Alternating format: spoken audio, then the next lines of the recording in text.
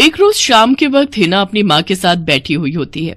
तभी वो अपने फोन में अपनी माँ को एक लड़की की फोटो दिखाते हुए कहती है, माँ ये देखो, ये लड़की कितनी मॉडर्न एंड टॉल है, ये मेरे भैया के साथ एकदम फिट बैठेगी। तभी उस घर की बड़ी बहू मानसी वहां आती है। चलिए माँ जी, हिना दीदी खाना लग गया है। बहू यहाँ तो आ, ये देख हम तेरे देवर के लिए रिश्ता.com की साइट पे लड़की ढूंढ रहे हैं जो कि सुंदर होने के साथ साथ अमीर भी है। अब तेरे गरीब मायके वालों ने दहेज के नाम पर एक दो चीज पकड़ा दी बस, इसलिए अब मैं अपनी छोटी बहू अमीर खानदान की लाऊंगी जो कि भर भर कर दहेज लाए। हाँ, वो अपनी बड़ी बहू को ताने दे ही रही थी कि तभी उसका छोटा बेटा हितांश एक मॉडर्न लड़की के साथ घर आता है। उन दोनों के गले में वरमाला डली हुई थी। हितांश बेटा, ये लड़की कौन है? माँ ये जूली है और हम दोनों ने शादी कर ली है। क्या तुम दोनों ने शादी कर ली? मैं नहीं मानती इस शादी को। हाँ तो किसे फर्क पड़ता है आपके मानने या ना मानने से? वैसे भी वो कहावत तो आपने सुनी ही होगी कि जब मियाँ बीबी राजी तो क्या करेगा काजी। मैं जानती हूँ, जरूर इस डायन ने ही तुझे भड़काया होगा। मैं इस डायन को हरगिज अपनी बहू नहीं मानूंगी। भले ही आप ना मानो, लेकिन लीगली तौर पर मैं ही तो हूँ आपकी बहू। इसलिए अब जल्दी से जाइए और आरती की थाली लाकर मेरा गृह प्रवेश कीजिए। सास बेमन से अपनी नई बहू का स्वागत करती है। जूली हितांश के साथ अपने कमरे में चली जाती है। हे राम, माँ अपनी इस नई छैल छबीली के तेवर देखे, इसके तो रंग ढंग ही अलग है, बड़ा ही घमंड है इसमें। तू चिंता मत कर बेटी, कल इसका ससुराल में पहला दिन है, तुम देखना अगर मैंने भी इसका घमंड चूर चूर नहीं किया तो।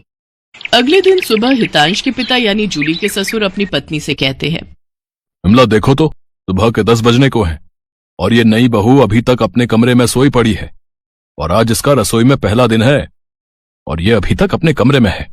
तुम रुको जी, अभी मैं इसकी खबर लेती हूँ। नई बहू, अरे ओ नई बहू। कुछ देर बाद जूली वहां आती है। क्या बात है मम्मी जी, क्यों सुबह सुबह इस घर को मच्छी बाजार बनाकर रखा है? छोटी बहू, ये क्या तरीका है अपनी सास से बात करने का? हितांश, हितांश जरा बाहर आना तो।